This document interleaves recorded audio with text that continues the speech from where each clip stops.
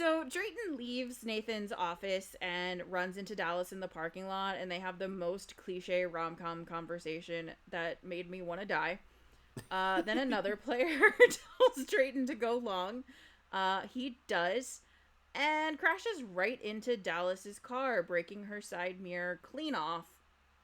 Josh offers to, like, follow her to drop the car off at the shop and then take her home, and but she asks him to take her to the dance studio instead, and this is the last we hear about her car situation, other than, like, some money issues later. Like, at no point do we find out that it's, like, fixed, and also this just made me realize that, like, that doesn't make sense in the second movie, because in the second movie she complains about not having a car. But I guess we'll talk about that in the next episode. Maybe Yeah. she sold it because it's expensive. I don't know. I can imagine driving in LA could be, A nightmare. yes. So after an extended dance practice scene, we learn Dallas has a job cleaning the studio. Her dance teacher offers to put in a word with a friend who is the dean at a dance conservatory, but she's adamant that Cal Arts is the only plan. Her teacher tries to set her expectations, talking about how competitive a program it is at Cal Arts, and it's even harder for video auditions, and Dallas is just not ready. And this whole conversation feels like it would be involving a freshman or someone with less experience than Dallas is supposed to have. It does not feel like the kind of conversation that should be happening when you're, like, this close to the wire, you know? Yeah, about to say, and I know it's just set up plot and all that, but yeah, it does. You have that disconnect there of, trying to explain things while also it's like it's senior year, like they should know this by now.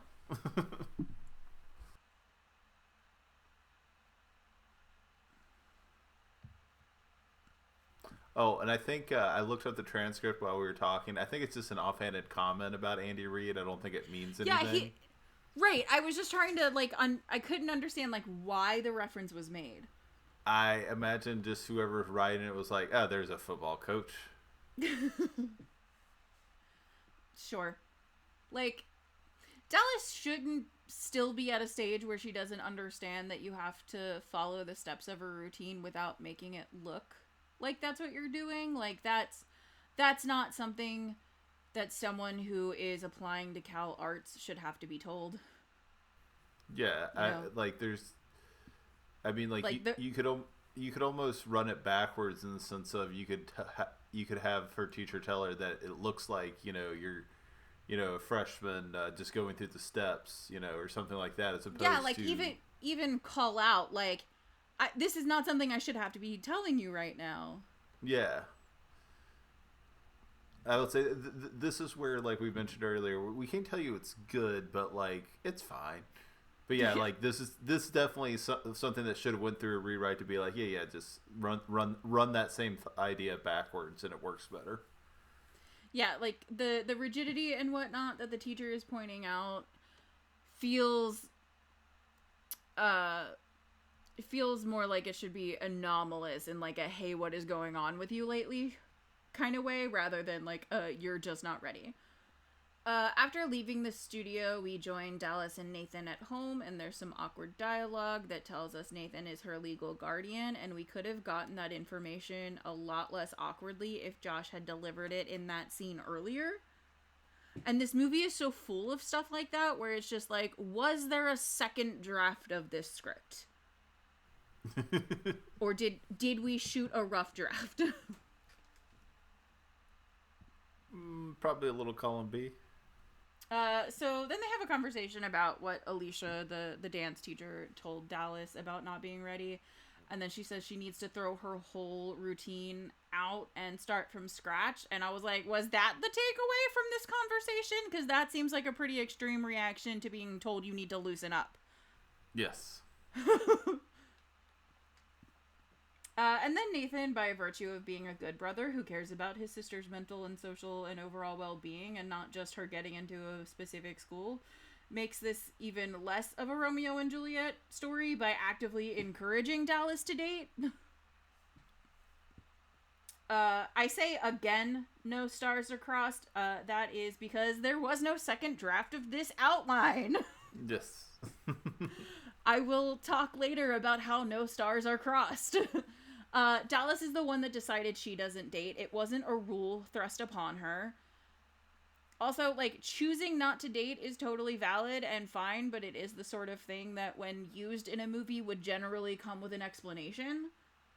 I certainly don't think a movie needs to connect all of the dots for you, but since this movie doesn't seem to be sure if Dallas is an overachiever or not, it seems like they should have stated whether or not dating is because she doesn't want anything distracting her from getting what she wants, or if she has some other reason. Yeah, I'd say it's, especially because it sets up our entire tension with her and I almost called him Dayton. Where it sets up all that tension. Like, you kind of need to explain that to me and not just be like, she doesn't. Yeah, like, the reason, or like not the logic, but like the motivations behind a lot of choices in this movie don't make a lot of sense. It was just like, we need the plot to happen in this way, but we're not gonna put in enough effort to like justify it with like characterization and character motivations. Yeah. Anyway, so Drayton shows up at her door with an envelope of cash to pay for the car mirror, and this is another credit I will give this movie. While Dallas initially is resistant with the exact response used in every version of this scene in every movie ever, where she's like, "I'm not your charity case," she does eventually take the money. She says she'll pay him back, and he refuses, calling it his idiot tax, which was silly, but like it seems like a realistic thing someone would say, you know? Yes. And like, I like that this movie establishes that this family is not like super well off financially, so like unexpected car repair is like a big deal, and someone offers to pay for it, and she's like, I'm not really in a position to refuse this money. Well, and plus, like, it was his fault, you know. It wasn't, yeah, exactly. Like, it's not, I mean, like, if she wanted to file a claim, like, that's how it would work out. Like, right. Him paying for it is the good, right thing to do. Right. And like, they didn't even talk about car insurance at all, but like, this is a situation where, like, someone handing me an envelope of cash to pay for it so that I don't have to file a claim with my insurance, yes, immediately I am accepting this money.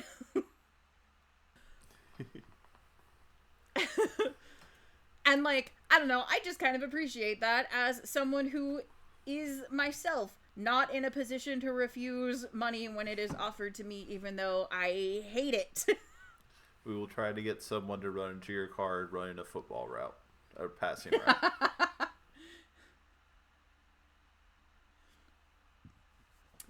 So, school the next day. Gabby's getting a letter of recommendation for Princeton, so we know that, like, she is an overachiever. We get a little bit more flirtation between her and Josh. Josh invites her and Dallas to eat lunch with them. My next bullet point just says hickeys. Yes, very obvious. Oh, right. Okay, I think it's because they show up a second time. Because I didn't make a note that, like, in that scene where Drayton brought her that envelope of cash, there is, like, the biggest, most visible hickey on Drayton's neck, and I'm like, what is the purpose of this? It does kind of make sense in a little bit, but, like, it is very, like, kind of distracting in that scene. I mean, it obviously fuck shows. You can't see us both yawning right now, but you can hear us. It is his fault. I mean, it sets up that he could be with anyone or whatever. But yeah, it's just and that he's like a little bit of a man whore, but also not really. Like he. Yeah, but the movie doesn't seem to want to like. It wants him to be that character type without actually having to like commit to Drayton's a slut. You know what I mean? Essentially. Yeah. Which, like, we're not slut shaming here. I think we're plot shaming, if anything. We are plot shaming. So Drayton realized he was too nice recently and has to be a dickhead again just to, like, restore the balance of the universe or something. So he harasses Dallas about going to a party she doesn't want to go to, and so casually asks if her boyfriend is the jealous type. Again, another credit to this movie. She says that being the jealous type is super toxic, and I like anything made for the youth that doesn't perpetuate the idea that, like, jealousy is a good, cool thing, you know? Yeah, I'm about to say, I mean, like... Yeah, I mean, just simply that, like, it shouldn't be a problem, and I don't know, there could have been a better way to introduce, yes, you're single. Yeah. But Drayton can't leave it alone, and levels up his regular harassment to sexual harassment. Then we go straight to practice after school with Dallas complaining about Drayton and Gabby calling out her obvious denial that she's into him. Because, like, she's complaining about him in that way that you only complain about someone that you're into. Yes.